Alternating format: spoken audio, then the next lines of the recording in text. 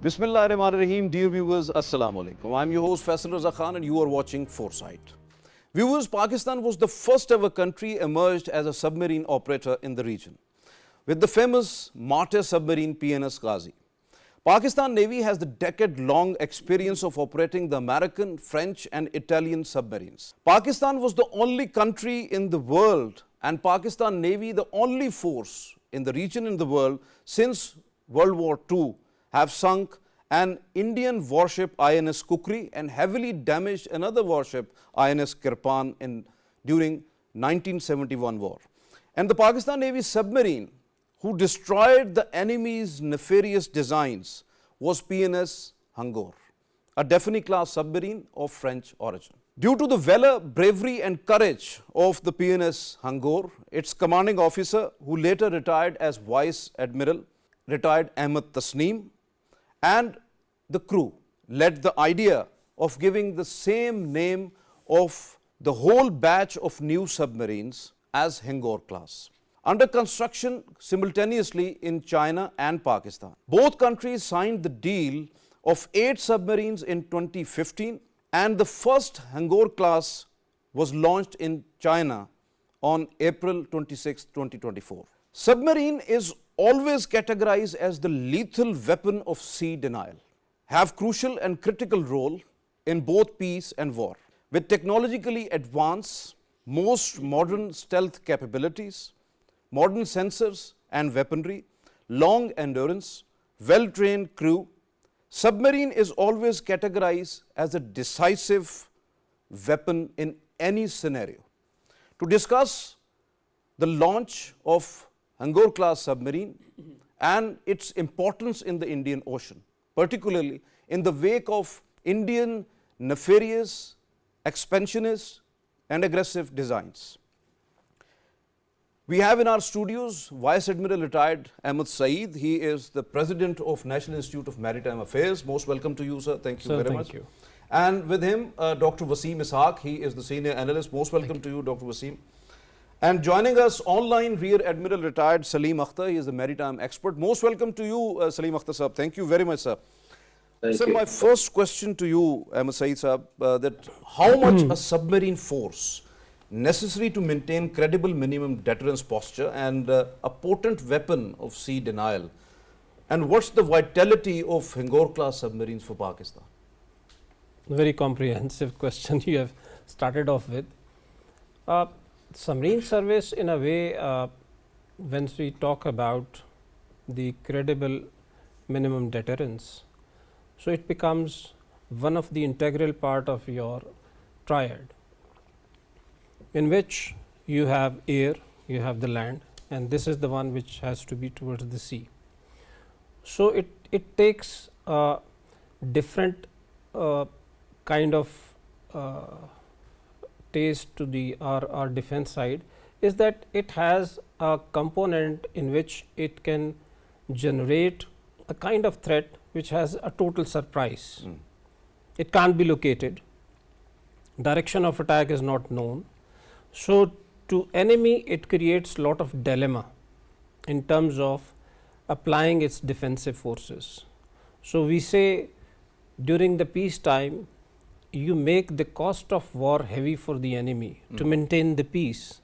So this is the platform which actually creates that dilemma for the enemy, and within that construct then we have the conventional submarines and then we have the nuclear submarines, basically 2 types. Obviously, you're absolutely right. So for the countries like us, having had transited from different types of submarines, now we are into an era of hybrid submarines. That means which has a capability and capacity which is a little lesser than the nuclear, but it matches in its lethality and as well as its application in the policy domain. Means we are going to prefer the hybrid one in future. So, Dr. Waseem, when we are talking about the Hangor, how it is going to be a game changer in war and peace, and particularly what would be their ultimate impact in future scenarios, especially in the wake of Indian aggressive posturing and hegemonic designs? Faisal, thank you very much. Very important question, and I feel that it is in the evolving strategic milieu. This is a very important discussion which we are conducting today. As the strategic picture emerges in around us, our armed forces were heavily dependent on land strategy in the past. However, there is a great realization because of whatever is happening in our neighborhood, like in the Middle East, in the West Asia, and also we have seen a lot of piracy activity going on in the Gulf of Aden, and also the issues in the Red Sea. So there is a realization that for meeting all the traditional security threats as well as non-traditional security threats, we need to have a very strong navy.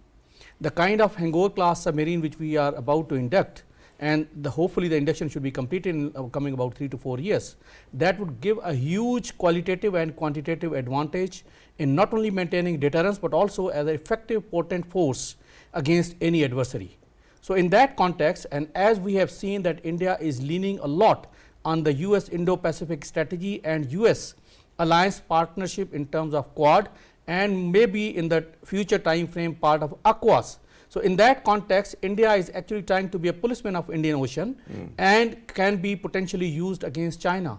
So in that context, the Indian hegemonic designs and aggressive designs having a cushion from the US diplomacy and US acceptance in the part of the alliance partnership in the Indo-Pacific region. From that context, we not only have to increase our deterrence capability, but also our forces should have a strong triad and guaranteed second strike capability. Definitely. So this Hangor class would complete all those formalities. Rear Admiral retired Saleem Akhtar sir, when we are talking about particularly the Hangor class submarines, how Hangor would be different than our adversaries' capabilities, and how it enhance Pakistan Navy's underwater capabilities, and what's new they are bringing to Pakistan? Well, we know that the submarine is a potent sort of platforms, and Pakistan Navy definitely needed additional submarines to build up in this platforms underwater capability and whatever they have. But having said that, you know, when we talk of adversaries, we know who is our adversary. They have the nuclear submarines, they have the conventional submarines. And we would like, as Admiral Saeed said, a hybrid sort of submarine which can operate deep in waters, and it provides the sort of stealth features that it has. Of course, all submarines have stealth features. But basically what we want is that we have the number of platforms. If the enemy decides to go for, like, their strategy is sea control, the sea denial or whatever, these submarines, they are there to counter that sort of threat. And knowing that Pakistan, the trade through sea is almost 95% of the trade through sea. So you want a secure and safe environment at sea. And for that, you need a strong navy. And in that, you need the submarines like Hangor, which are fitted with the state-of-the-art weapons and sensors. So that's a continuous deterrent to the enemy. And I'm sure, so that is something that is what we need in Pakistan Navy. Your point well taken. Admiral Saeed sir, are you satisfied with the current strength in upcoming Hangor class vessels, or we have to focus more on diversity in expansion of the submarine force in future particularly? Sir, with your permission, a few lines I may add on to the previous question which has been replied. What's new? What's new which is bringing in by the Hangor? Okay. Simple is that by addition of about 1000 tonnage, which is to the Augusta 70 or 90, which we have, 1800, it is coming out to be 2800. Yes. The capability increase is 3 times. That 3 times is in terms of our underwater endurance of the AIP. If it was 5 to 7, now we are talking about 3 times more. If the torpedo was 20 kilometers, so now we are talking about 3 times more. Okay. If it is a missile which is 100 kilometers, we are talking 3 times more. So along with the technological advancements which are there, the sensors, the equipments and everything, but this is a major jump which is about 3 times in capacity and capability which we will have inshallah once these 4+4 will be in Means line. that give extra mileage advantage to Pakistan Navy to have real-time solid defense against any adversary. Exactly. So, it is a very potent platform, I would say. Number two, you said that coming to the next question now, I would say this is a kind of better compromise which we have taken as hybrid submarines. But the ultimate solution is always the SSN and SSBN. SSN in terms of sea denial, anti-area access applicability, and SSBN is the second strike platform. This is the difference between the two. One seeks the war, the SSNs. SSBN does not seek the war. It remains hidden under the sea until a final word is given, and then it gives the assured second strike capability. That means the enemy will not be able to go for any other response. That is the kind of weapon it has. Okay. So, in this particular area, I think number does not count much. It does, but after a certain time it is immaterial, on which we normally say it is law of diminishing return. That means after certain number the efficiency start decreasing. So, in this particular, I think the 8 hybrid submarines are good and sufficient to deal with the threat which is from our any side. But in future we have to move for other ones. Exactly. Step 2 is that we should look for, and we should go for the SSNs and SSBNs. SSBNs. Definitely, you are absolutely right. Dr. Waseem, when we are talking about Pakistan-China relation, how Pakistan-China enhance this defense cooperation in maritime domain is taken by India particularly, as we are witnessing jolts in Delhi after recent launch of Hangor Submarine in China. Faisal, historically we have seen that Indian military strategy revolves around two-front war. One front against China and the other front against Pakistan. So, from that context, India has been building a lot of military hardware, showing to the world that India is facing threat from both Pakistan and China. However, we have seen duplicity in Indian stance, whereas on the economic engagement, probably India-China trade today stands at US $120 billion. So, from the economic leverage, India is getting the maximum from China. So, Pakistan's capability of this Hangor class submarine, where the Pakistan-China friendship in all domains and especially in the defense production and defense cooperation, it is exemplary.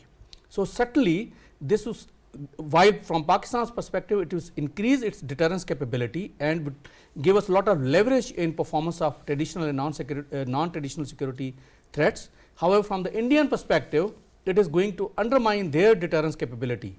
So, therefore, India is not viewing this development favorably, while still maintaining a very positive engagement with China because of the economic engagements.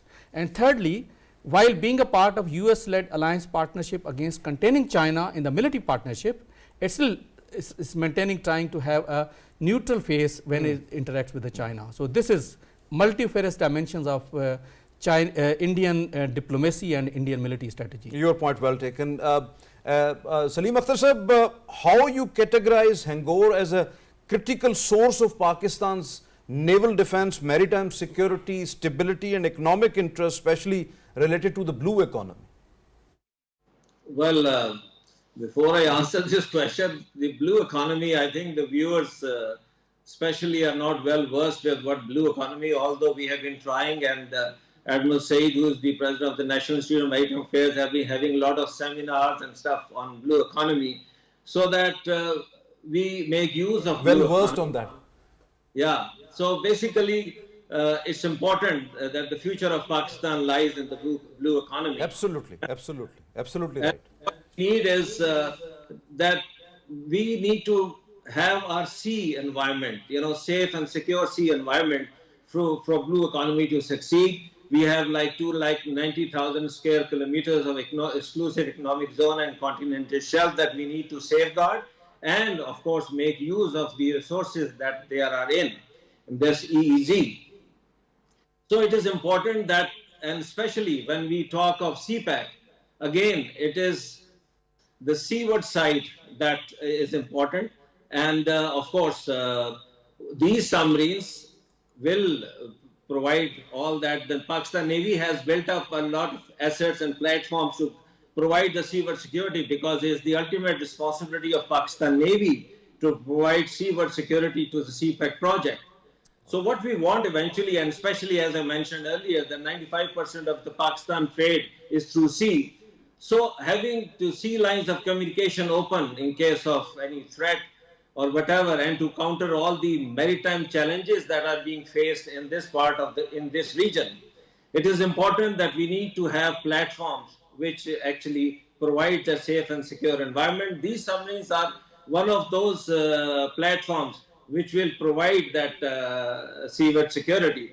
What we have seen in the past is that these Indian submarines have been lurking around in close to the Pakistan waters, and in more than 2 occasions we have actually detected them through our these air platforms and other platforms which Pakistan Navy possesses. So these submarines are very important, and what we need is that there's a coordination that goes on between the submarine, the aircraft. All these things are part of the assets that are required to provide the safe and secure environment.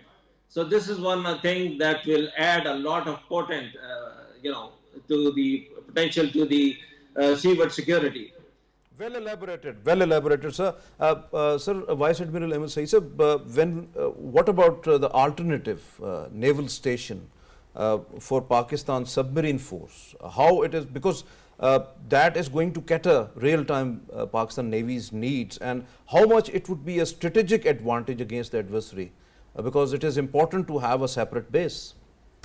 I think a very pertinent question, for the reasons that now satellite imagery is coming playing a very critical role in real-time information. So submarines traveling on surface to the deployment area, if there is a longer time, there will be a problem. Obviously. So, having said that, we have all along our coast areas, including JNB, including Gwadar, whereby the deployment of submarine after maybe 20-30 minutes, we have the Jinnah Naval Base. Okay, in Ormara. So these are the natural bases for submarines to be operated from. Number one is away from the threat axis. Number two, its deployment quickly. They can be undersea and they can be traveling wherever they want. And have a more surface time as well, so that it can dive where it is designated to. Less surface time, I would say. Why? Because the satellite imagery can pick up. Obviously. That is the reason India has also have their own close to Visakhapatnam. They have created a base, and that is where the submarines would be going underwater. Definitely, most of the time it is a thought that where is a shallow water, that would be more lethal for the submarines. But if you have a deep water available very nearer to the harbor, that is going to be a critical phase for the submarines particularly. Yeah, that is tactically more advantageous for the submarines if they are moving away from the base. Obviously. But it is also more advantageous if it is you are going to attack their enemy's line of logistic lines. So you can approach more close to the enemy shores if you have a depth available. Obviously. So it is advantage on both ways. So how much effective submarines are, especially when we are talking about Hangor class submarines, in exercising the sea denial, and what would be the key factors that contribute to their success actually? For the sea denial, primarily the submarine to remain undetected is the first prerequisite. That means to remain stealth.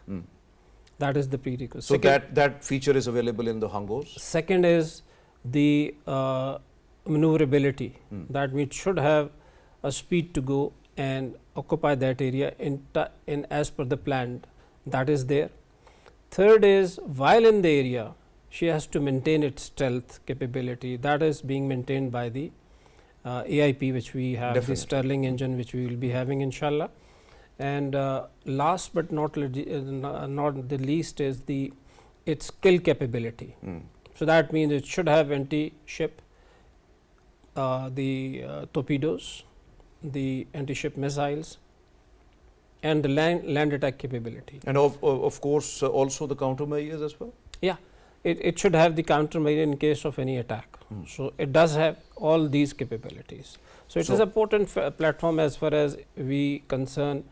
We consider it as a sea denial platform. Rear Admiral retired Saleem Akhtar Saab, as the submarines are getting advanced and having ultra modern weaponry, so the challenges of detection and the countermeasures are also getting advanced. So, what do you think that sea denial role is getting compromised with the rapid emerging technologies and advancements, especially after unmanned underwater vehicles and the underwater drones?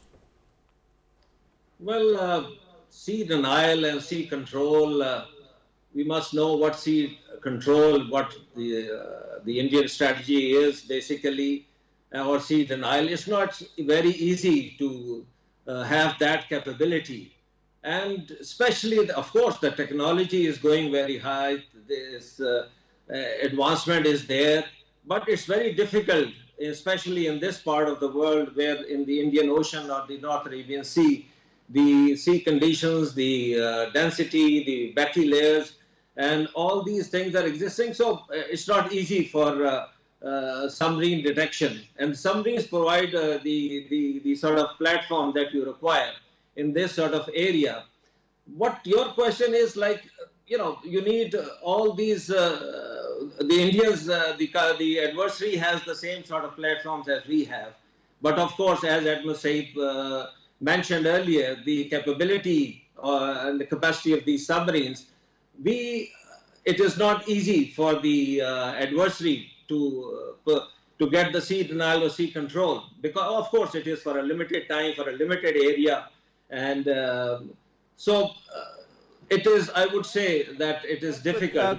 Crew training and all that also contributes a lot, because it is not only the technology, but Pakistan has the superior training aspect as well. So, Ahmad Saeed sir, when we are talking about the operational integration with other naval assets like surface fleets, aircrafts, it is important for the submarine force to effectively thwart any sort of possible threat which is going to emerge at sea. So, for that matter, the integration must have to be very diligent, very active, so that we have the assets against any adversary ready for every movement.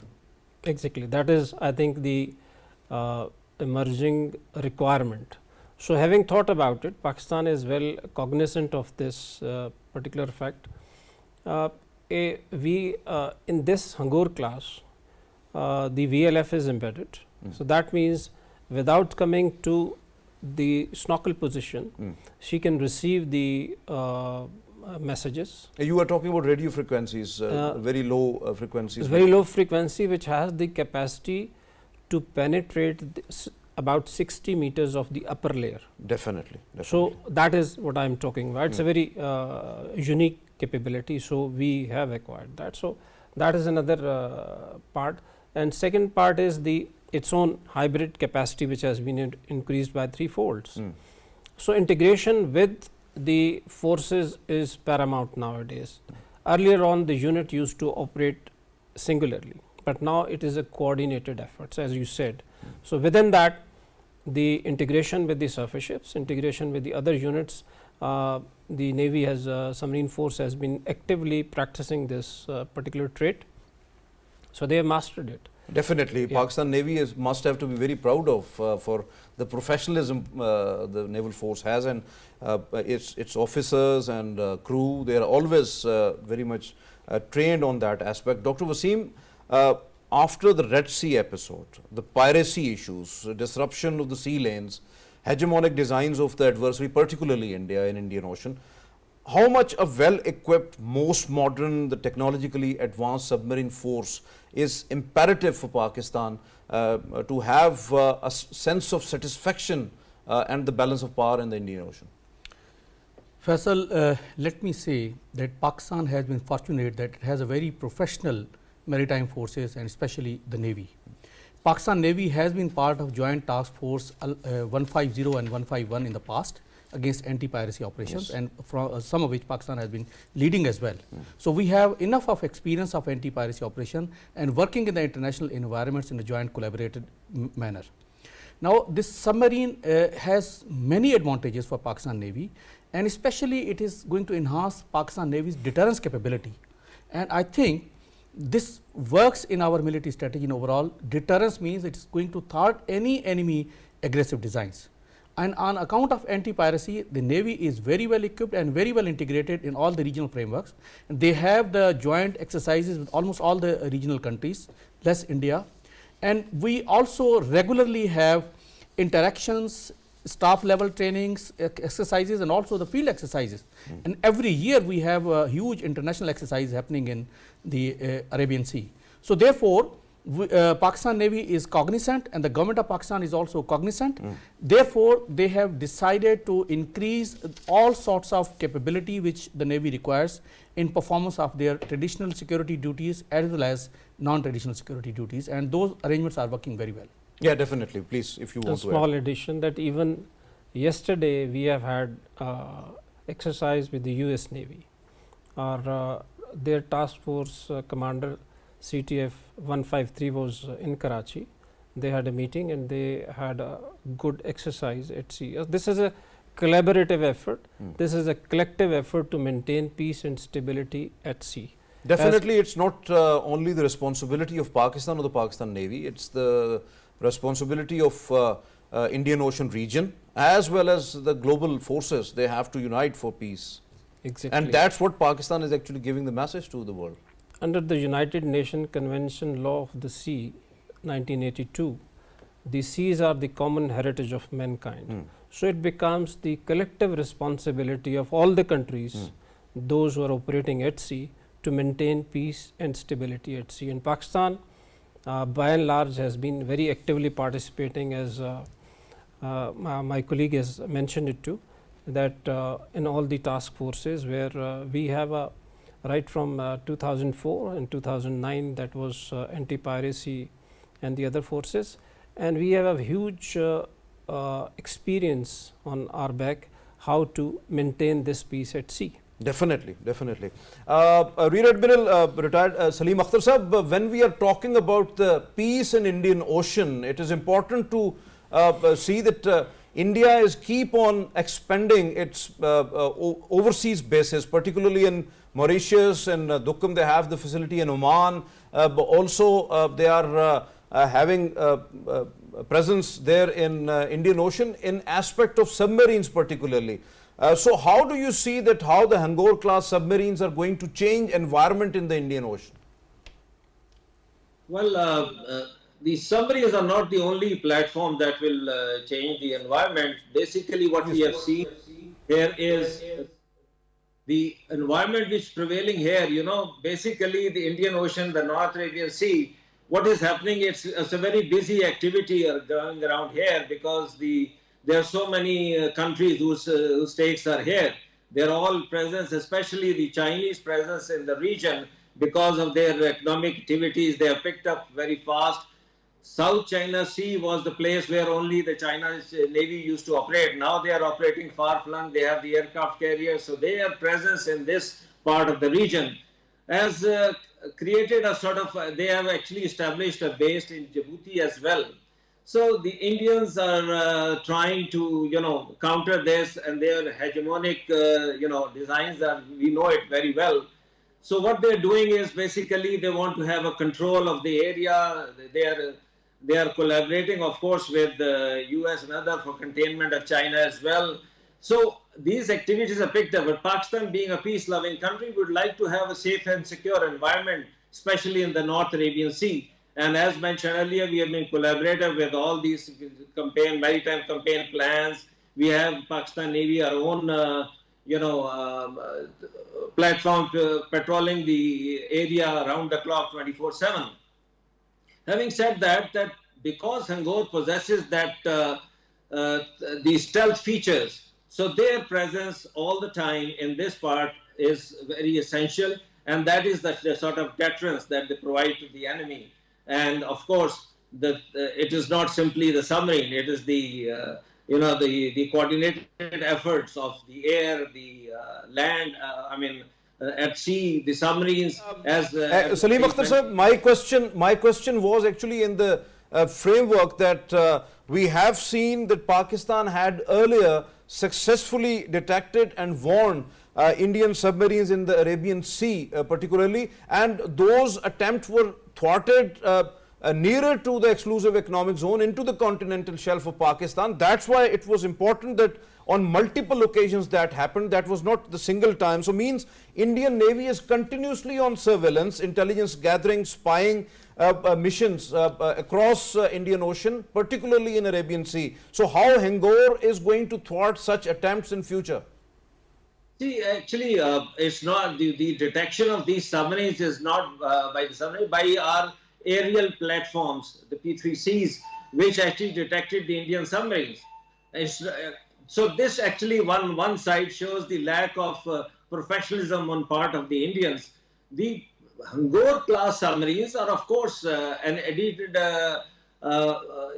platform which will definitely counter these movements. The Indian submarines are present here, our submarines are there, but as I mentioned earlier, it's not only the Hangor which will provide this thing, it is our other assets. Absolutely right, because the Pakistan naval aviation is very active, and P3C Orion and along with the Sea King helicopters, they have the capability to detect the submarines and destroy them. No doubt about that. But ultimately, definitely we are actually discussing on the submarine aspect. So that's why I have asked that question. Dr. Waseem, when India is trying to build itself as a geopolitical force in the Indian Ocean region, with focus on strengthening its naval capabilities and expansion, obviously, enhance its presence and by strategic partnerships in the region, as you have rightly mentioned about Quad and AUKUS and all others. So beyond that, how a modern Pakistan Navy can be able to enhance its capabilities and the balance in the Indian Ocean, particularly against the adversaries like India? We don't have to, Faisal, go onto the quantitative analysis of the different sort of platforms. No doubt. Yes. We have to see in the overall construct the comprehensive national power, and especially I'm talking of Pakistan, the comprehensive national power in the context of that strategic deterrence is well in place. We also have a very well equipped Army, Navy and Air Force. No doubt. We are now going for the Hangor class submarine. So in the overall context, qualitatively, we are far better equipped as compared to, let's say, about 30-40 years ago. So in that context, quantitatively, we may not be able to compete. However, qualitatively, we have almost a balance of power existing between Pakistan and India. And also the kind of the diplomatic space which Pakistan enjoys today, and also the kind of regional space which Pakistan is now creating.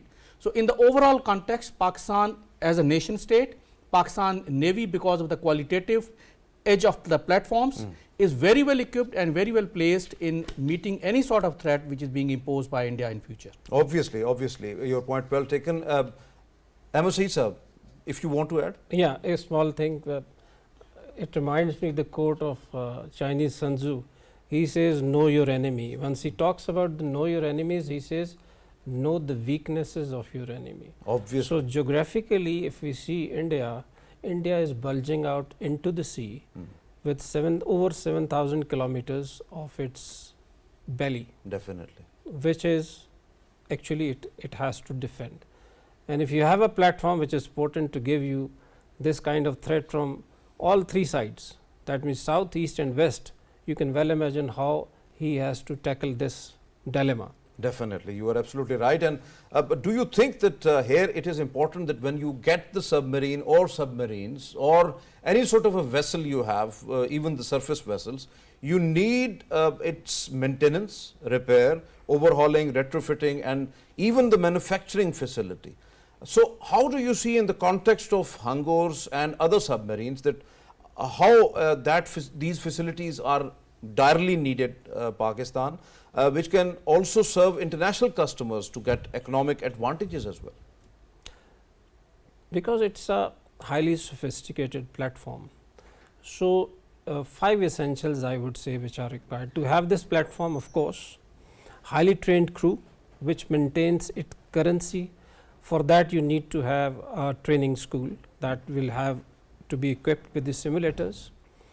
Then is the base facility, which provides the logistic, and then you should have a yard which is able to maintain this platform. These are the basic essentials which already Pakistan has it for its existing setup, and but for a Hangor contract, all these things has been well thought out and integrated into, like the submarine has been launched now, but it will take about 1 year of training, acceptance and all that. The crew has to be brushed up in those environment, because this is a first kind of platform which we are getting from the east. So there is a difference of philosophy, difference of technology, which we will have to carry it along. So for that we need about a 1 year integration time. So subsequently, once the things are installed, I think it will be very quick. Your point well taken. Vice Admiral retired Ahmad Saeed, but when a submarine deployed right at the heart of enemy, what it means actually? A simple word, it strikes terror in the heart of the enemy. We start from here, because during any war, the uncertainty, surprise are the elements which actually create deterrence for enemy for making any move. So this is a kind of platform which gives that kind of deterrence, that kind of rethinking in the enemy's mind, that enemies, the other forces are lurking in the area. So that is the where we see the, and plus once we say the sea denial weapon. So why do we say? For the reasons that it's not a sea control, submarines are not the ideal platform. For that there are the surface forces plus the aircraft vessels, carriers and all definitely. That. And that is a big task, which I think other panelists also alluded to. But this is in totality a sea denial weapon. Giving you 2 historical examples. Number 1 is 65 war. A single platform Ghazi, before we undertook the Operation Somnath, it was put to sea, and the entire fleet of enemy did not have the courage to come out. So they denied the enemy of that area in which we wanted to carry out the operations. So our ships, they carried out the attack on the Somnath area. Second example is Falkland War.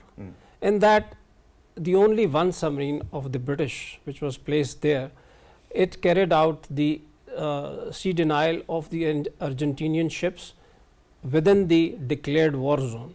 None of the ship came in that area because of only one submarine. But even the General Belgrano, which was sunk, it was outside the declared war zone. So that is the another part. Third part is coming to the 71 war. I think in 71 war, the placement of Ghazi was very, very well thought out, very strategic. Rather, it had a grand strategic placement.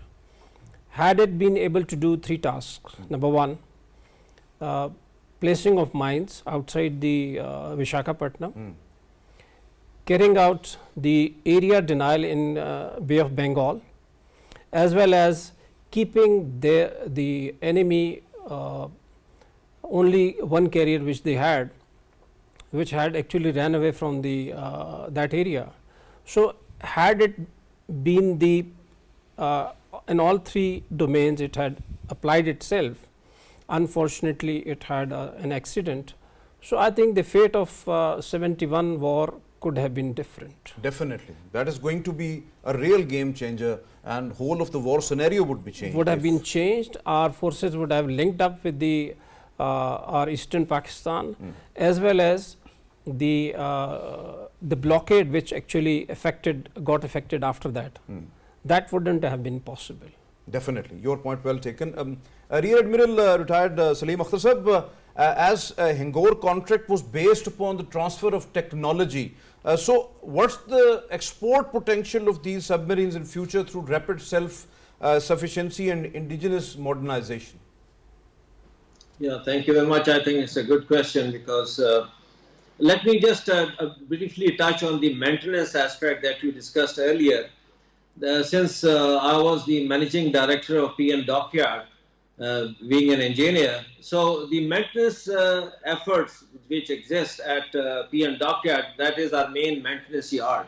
You know, what has happened is that we have constructed the third Augusta 90B submarine at PN Dockyard, whereby in which case we not only constructed the submarine, but we also enhanced our maintenance facilities at PN Dockyard. And we have over half a century of experience of maintaining these submarines, and I think Dockyard has done a wonderful job on that. Having said that, the cornerstone of PN development strategy is based on indigenization and self-reliance. So it is important that in all the projects you must have seen that Pakistan Navy, which has, whether it's surface ships or the submarines, the transfer of technology package is always associated with it. That is, that later down the line it becomes easy to maintain and then construct these submarines in Pakistan or ships. So in this case also, the transfer of technology package contains not only training of our personnel, but also in the design features, in designing of this, they were very much involved. So it is very important that the construction takes place in Pakistan and at the same time acquire the capability of design. Here I must mention that since in the earlier contract, the construction of submarine took place at PN Dockyard, which is a maintenance yard. But a very good step has been taken in this case, where the Hangor class submarines will be built at Karachi shipyard, which is a construction yard. So what we see is that once the human resource and all these trainings takes place, and we have the construction taking place at Karachi shipyard, which is in close proximity to PN Dockyard. So anything, assistance that is required by Karachi shipyard can always be provided by PN Dockyard. So what will happen is that initially, whenever these transfer of technology packages, they come into force, then you follow a deletion plan. That means certain percentage of those platforms are made in Pakistan, the rest are imported. But slowly and gradually, as if the platforms are under construction at the Karachi shipyard and engineering works, there is already a steel cutting of one boat and other having the keel laying as well. So, would you like to add something, Admiral Saeed sir? Yeah, I was just adding that Admiral Saleem is authority on this, what he was saying. Definitely, Yeah. he is talking in very detailed feature of that. Really. A little one point more addition is, which is very important, which is the lifeline of these submarines to be maintained, and further, that is through life supportability. Yeah, obviously. That has been embedded very, very carefully into this, as the Admiral Saleem said that within the passage of time there is a deletion plan. That means we will gradually shifting all this technology into our fold, so that 100% we come non-reliant onto any other country. So subsequently we should be able to definitely we must have to be self-sufficient in that regard. Dr. Waseem, what's the status of, as you have rightly mentioned earlier as well, status of achieving complete nuclear triad by Pakistan in response to the Delhi's nuclearization of the Indian Ocean, and what about the second strike capability through sea particularly? Faisal, Pakistan is mindful of the evolving threat from India and also around the, whatever is happening geopolitically and the security situation around the region. So from that perspective, Pakistan has built its defense capabilities par excellence. We have all conventional forces very well equipped, very well integrated. We also have a strategic capability well in place. We also have missiles and delivery means, etc., well in place. And now through this Hangor class, we have got assured second strike capability. So joining all these together, and also we all three services strategic force command have also got a very good interoperability. So therefore, we are very well integrated, rehearsed, and we have got both qualitative as well as quantitative edge now to meet any kind of threat from any side. So our deterrence is working, and that is firmly in place, and we can give a befitting response to any aggressive designs of India in future. Definitely. And Vice Admiral Ahmad Saeed regarding India's second strike capability and existence of the nuclear submarines with a much longer endurance at sea. So how Hangor class submarines fit in this such a scenario? I think second strike capability and assured second strike capability, two different things. Assured means that after that the enemy will not be able to mount any kind of offensive against you. For that we need to have nuclear platform. But for second strike, of course, this platform has the capacity. That means that it can generate another strike after we have absorbed our first strike. So, this is a difference, I think, which we need to very clearly understand. So, we need to transit. This is in my view, this acquisition is a best compromise which we could have at the moment, but transiting towards the assured second strike capability is the ultimate aim. I think it should not be taken off our eyes, and we should keep working on that. Definitely, you are absolutely right. And if you just briefly tell us about, and to our viewers as well, that do you see any sort of a future prospect that Pakistan might procure shallow water attack submarines, because Pakistan Navy has the requirement to at least to have that, and even to replace the midget submarines in future as well? Yeah, surely. That is, I think, again I said, as the geography dictates your responses towards your enemy. So, they have shallow waters towards the western base, western seaboard. So, in that, of course, our submarines, the bigger ones, will not be able to approach that area. Obviously. For that, you need the shallow water attack submarines. For that, Navy has its plans, and Navy is working on that. And I am sure in the future we would be looking towards acquiring or generating our own capacity. So, what about S-500 or having something like that? Exactly. I think comparisons are going on, which is more suitable, and accordingly, I think the decision would be taken soon. That is on the cards. I can tell you that. But at the moment, we have the 3X crafts which are available, which can generate the kind of response we are looking at.